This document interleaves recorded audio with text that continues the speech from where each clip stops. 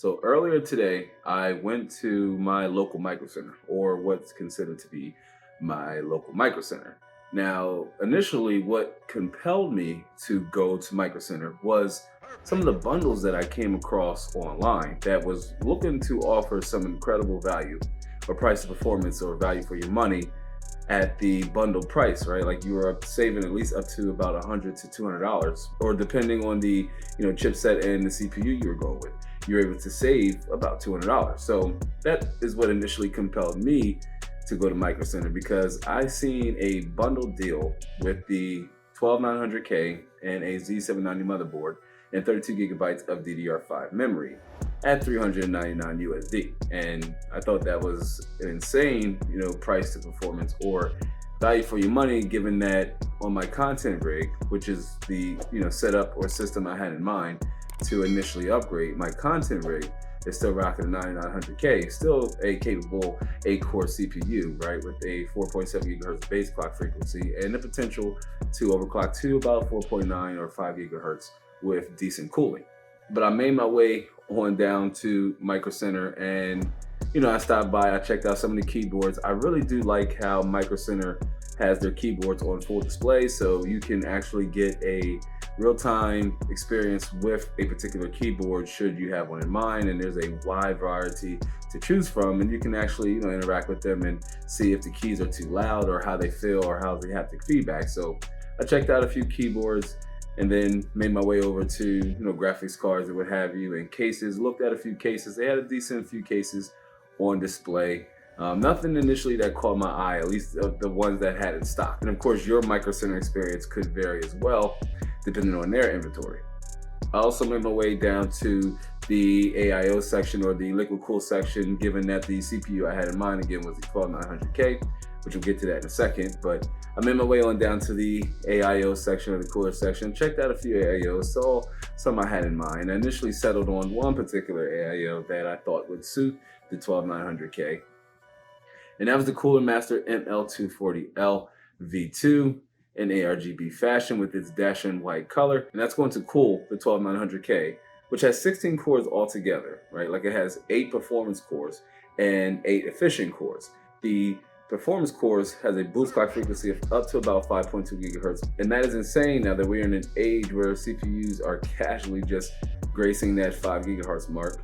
But the 12900K has 8 performance cores and 8 efficient cores. The efficient cores run at a slightly slower clock speed of up to 3.9 gigahertz. So you're not necessarily getting a similar performance with the performance cores, obviously, but the trade-off there is going to be in efficiency or just overall energy consumption from your system. So we're going to put the 12900K to work in the accompanied Asus Prime Z790V. It also has Wi-Fi and Bluetooth. I mean, it's not necessarily the highest of high-end boards on this particular chipset, but it does have support for 12th generation and 13th generation and 14th generation Intel CPUs should I want to make the upgrade or the switch from, say, the 12900K over onto, say, the 13900K or 14900K, which, to be perfectly honest, the upgrade or the leap, in my opinion, at their current price points wouldn't make entirely too much sense for my case use, given that the biggest difference with the 14900K is that you're getting more efficient cores and slightly more threads. So I could actually get similar, if not maybe slightly better performance, given that I have less efficient cores in the system trying to decide on what to do with those cores. And now I'm getting more performance, say, from those performance cores. A lot of performance going on there. Then there's the 32 gigabytes of G.Skill DDR5 memory that also came along with the bundle. I mean, this is also going to be a significant leap here, given that my 9900K is on the older DDR4. I'm interested to see what the biggest difference in generational leap in performance going from DDR4 to DDR5, if any necessary, there is to be had. So in its dual channel configuration, that's going to slide perfectly right along inside of the Asus Prime Z790 chipset motherboard. Really excited to fire that up and put it to use and fire up and test some games in a higher quality or higher graphic fidelity. More on that later as well, as we're going to decide on what graphics card to use with this particular setup. And while it wasn't necessarily a part of the bundle deal, I also went ahead and picked up some slightly faster storage, right? A Gen 4 NVMe M.2, a 1 terabyte from SK Hynix, Going to put this also to the test here to see how fast those read and write speeds as I'm moving content or moving videos and downloading and installing games on this particular drive once we make the upgrade switch or upgrade leap here in the content rig. And while altogether I spent about a little over 600 USD, about 620 USD, but the 12900K and the Z790 motherboard and DDR5 memory that came along with the bundle all came together to about 399 USD.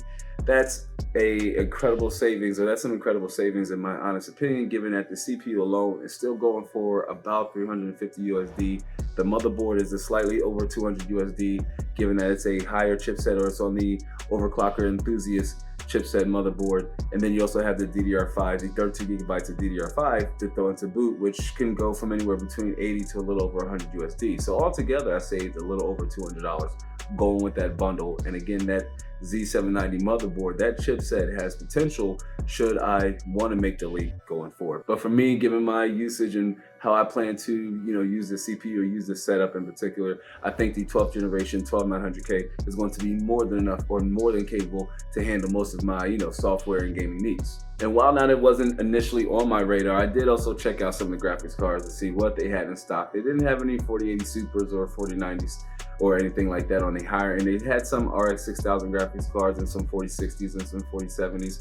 And while I put out an X, or I put out a tweet, if you're not following me over on X or Twitter, go ahead and give me a follow at Tech with Terrence. But I put out a tweet that, I said I was looking or waiting for a particular 4090 or a particular add-in board variant of a 4090, and I'm still kind of slightly holding out, but I do have some graphic card reviews coming down here in the pipeline. So if you haven't yet, do be sure to subscribe with the notification bell turned on so you can catch those videos here in the near future. But yeah, a lot of graphics card content coming up here, along with some monitor content as well. So just the content altogether that's my initial push going forward here in 2024. But again, if you can make it to a Microcenter, you can really capture some incredible savings. Staff super helpful, super informative, and are always there to help you should you not even know exactly where to start, or because the store is so big and overwhelming when you first step inside, it could also confuse you and almost lead you to just want to turn around and walk the other way. But fear not, once you get inside, everything is easy going from there, and they'll get you in, get you out. The transaction is super easy. So if you can, head on out to a Microcenter, you'll be able to capture some value. With this setup or these components in particular, I do plan on doing a full setup or a full system build, with these parts, and to review maybe the 12900K and a few other graphics cards, configurations with this particular setup. So that's all I got for this one, y'all. Do be sure to, again, if you're new to the community and you haven't yet, hit the like button for me first to help get this video out in front of more viewers, and subscribe with the notification bell if you haven't. And do be sure to check out some of the content down in the description box below to support the channel and the content. So that's all I got for this one, y'all. I do hope to catch you on the next one. So until then, be easy.